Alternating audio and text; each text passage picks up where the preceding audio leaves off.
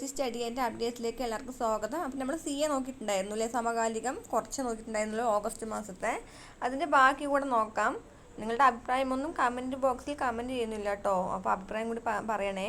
അപ്പം നമുക്ക് നോക്കാം. ഈ വർഷത്തെ ഭരത് ഗോപി പുരസ്കാരം നടൻ ഇന്ദ്രൻസിന്. അപ്പോൾ എന്ത് പുരസ്കാരമാണ് നടൻ ഇന്ദ്രൻസിന് ലഭിച്ചത്?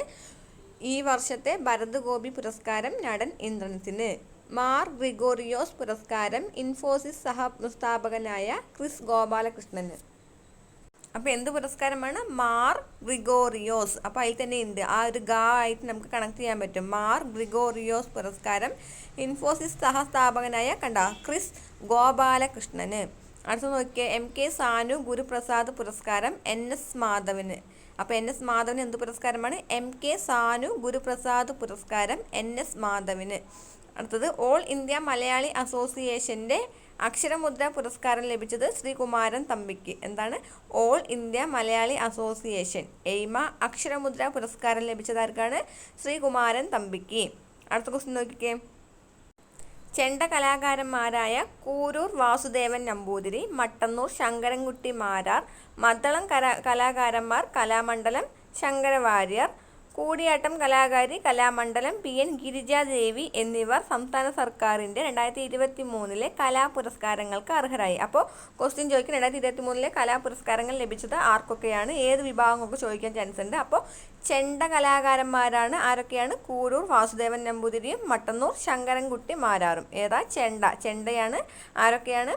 കൂരൂർ വാസുദേവൻ നമ്പൂതിരിയും മട്ടന്നൂർ ശങ്കരൻകുട്ടി മാരാറും. അടുത്തത് മദ്ദളം കലാകാരൻ കലാമണ്ഡലം ശങ്കരവാര്യർ. അപ്പം മദ്ദളവുമായി ബന്ധപ്പെട്ട കലാകാരൻ ആരാണ്?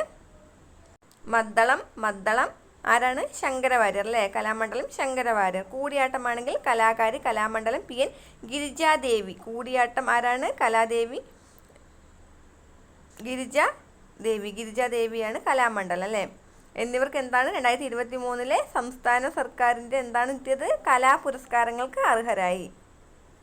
അടുത്ത് നോക്കിയ ഡ്രോണിൽ നിന്നും തൊടുക്കാവുന്ന പ്രിസിഷൻ ഗൈഡഡ് മിസൈൽ ഇന്ത്യ വിജയകരമായി വിക്ഷേപിച്ചു. അപ്പോൾ ആരാ വിക്ഷേപിച്ചത്? ഇന്ത്യയാണ് അല്ലേ. എന്താണ്? ഡ്രോണിൽ നിന്നും തൊടുക്കാവുന്ന പ്രിസിഷൻ ഗൈഡഡ് മിസൈൽ ഇന്ത്യ വിജയകരമായി വിക്ഷേപിച്ചു. അടുത്ത് നോക്കിക്കേ. ISO സർട്ടിഫിക്കേഷൻ ലഭിച്ച ഇന്ത്യയിലെ ആദ്യത്തെ പോലീസ് സ്റ്റേഷനാണ് ആലപ്പുഴ ജില്ലയിലെ ആർത്തുങ്കൽ പോലീസ് സ്റ്റേഷൻ. എന്താണ് കിട്ടിയത്? ISRO സർട്ടിഫിക്കേഷൻ ലഭിച്ച ഇന്ത്യയിലെ ആദ്യ പോലീസ് സ്റ്റേഷനാണ് ആലപ്പുഴ ജില്ലയിലെ ആർത്തുങ്കൽ പോലീസ് സ്റ്റേഷൻ. അപ്പോൾ ആർത്തുങ്കൽ പോലീസ് സ്റ്റേഷൻ എവിടെയാണ്? തന്നെയുണ്ട്, ആലപ്പുഴ അല്ലേ. അതിന് എന്താ ലഭിച്ചത്? ISRO സർട്ടിഫിക്കേഷൻ ലഭിച്ച ഇന്ത്യയിലെ ആദ്യ പോലീസ് സ്റ്റേഷനാണ് കേട്ടോ, ആലപ്പുഴ ജില്ലയിലെ ആർത്തുങ്കൽ പോലീസ് സ്റ്റേഷൻ. അടുത്ത് നോക്കിയാൽ മനുഷ്യനും ആനയും തമ്മിലുള്ള സംഘർഷം ലഘൂകരിക്കുന്നതിനായി ഗജമിത്ര പദ്ധതി ആവിഷ്കരിച്ച സംസ്ഥാനമാണ് ആസാം. എന്താണ്? മനുഷ്യനും ആനയും. അപ്പോൾ ആനയായിട്ട് കണക്ട് ചെയ്യാം, അസം കേട്ടോ. അപ്പം മനുഷ്യനും ആനയും തമ്മിലുള്ള സംഘർഷം ലഘൂകരിക്കുന്നതിനായി ഗജമിത്ര പദ്ധതി ആവിഷ്കരിച്ച സംസ്ഥാനമാണ് ആസാം. അടുത്ത് രാജ്യത്തെ ശുചിത്വ നഗരങ്ങളിൽ ഒന്നാമതെത്തി മധ്യപ്രദേശിലെ ഇൻഡോർ. അപ്പം മധ്യപ്രദേശ് എന്താണ്?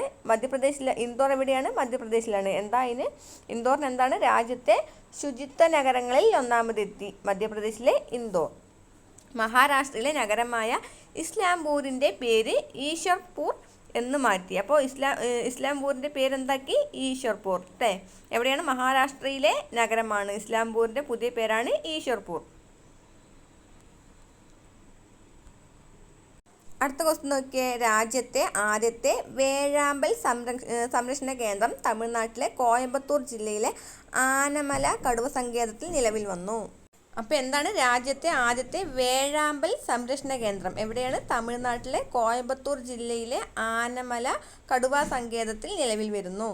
അപ്പോൾ അടുത്ത് നോക്കിയേ. ആഴക്കടൽ ഡ്രൈവിങ്ങിനും രക്ഷാപ്രവർത്തനത്തിനും ഉപകരിക്കുന്ന ആദ്യ തദ്ദേശീയ നിർമ്മിത യുദ്ധക്കപ്പലാണ് INS നിസ്താർ.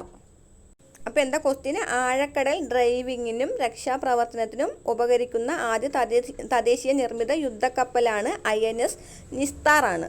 അടുത്ത് നോക്കിയേ. അരുണാചൽ പ്രദേശിലെ നംദഫ നാഷണൽ പാർക്കിൽ നിന്ന് നീല അസ്ഥികളും പച്ച രക്തവുമുള്ള പട്കായ് പച്ചമരത്തവളയെ കണ്ടെത്തി. അപ്പം ഇവിടെ നിന്ന് 5-6 ക്വസ്റ്റ്യൻ വരാൻ ചാൻസ് ഉണ്ട്. നോക്കിയോ. അരുണാചൽ പ്രദേശിലാണ് നംദഫ നാഷണൽ പാർക്ക്. അപ്പോൾ നംദഫ നാഷണൽ പാർക്ക് എവിടെയാണ്? അരുണാചൽ പ്രദേശിലാണ്. അപ്പോൾ എന്താണ് അവിടെ പ്രത്യേകത? നീല അസ്ഥികളും പച്ച രക്തവുമുള്ള പട്കായ് പച്ചമരത്തവളയെ കണ്ടെത്തി. അപ്പോൾ പച്ചമരത്തവളയുടെ പേരെന്താണ്? പട്കായാണ്. അതെന്താണ്? നീല അസ്ഥികളും പച്ച രക്തവുമുള്ള പട്കായ് പച്ചമരത്തവളയെ കണ്ടെത്തിയത് എവിടെയാണ്? അരുണാചൽ പ്രദേശിലെ നംദഫ നാഷണൽ പാർക്കിൽ.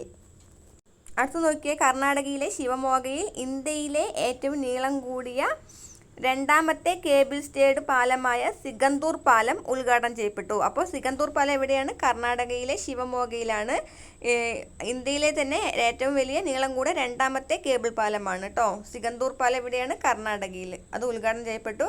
2.44 കിലോമീറ്റർ. എത്ര കിലോമീറ്ററാണ്? 2.44. അടുത്ത് നോക്കിയേ, ഇന്ത്യയുടെ ദിവ്യ ദേശ്മുഖ് വനിതാ ചെസ് ലോകകപ്പ് ചാമ്പ്യൻ. ജോർജിയയിലെ ബാത്തുമിയിൽ നടന്ന മത്സരത്തിൽ ഫൈനലിൽ ഇന്ത്യയുടെ തന്നെ കൊനോരു ഹംപിയെ ഡ്രൈ ബ്രേക്കറിൽ കീഴടക്കി ചെസ് ലോകകപ്പ് നേടുന്ന ആദ്യ ഇന്ത്യൻ വനിതയാണ്. അപ്പോൾ എന്താണ്? ഇന്ത്യയുടെ ദിവ്യ ദേശ്മുഖ് വനിതാ ചെസ് ലോകകപ്പ് ചാമ്പ്യൻ. ജോർജിയയിലെ ബാത്തുമിയിൽ നടന്ന മത്സരത്തിൽ ഫൈനലിൽ ഇന്ത്യയുടെ തന്നെ കൊനോരു ഹംപിയെ ഡ്രൈ ബ്രേക്കറിൽ കീഴടക്കി ചെസ് ലോകകപ്പ് നേടുന്ന ആദ്യ ഇന്ത്യൻ വനിതയാണ്. അപ്പോൾ ഇനി കുറച്ച് മരണപ്പെട്ടവരാണ്, അത് പിന്നെ നോക്കാം കേട്ടോ. അപ്പോൾ എൻ്റെ ചാനൽ ഇഷ്ടപ്പെട്ടാൽ ലൈക്ക് ചെയ്യൂ, ഷെയർ ചെയ്യൂ, സബ്സ്ക്രൈബ് ചെയ്യൂ. താങ്ക്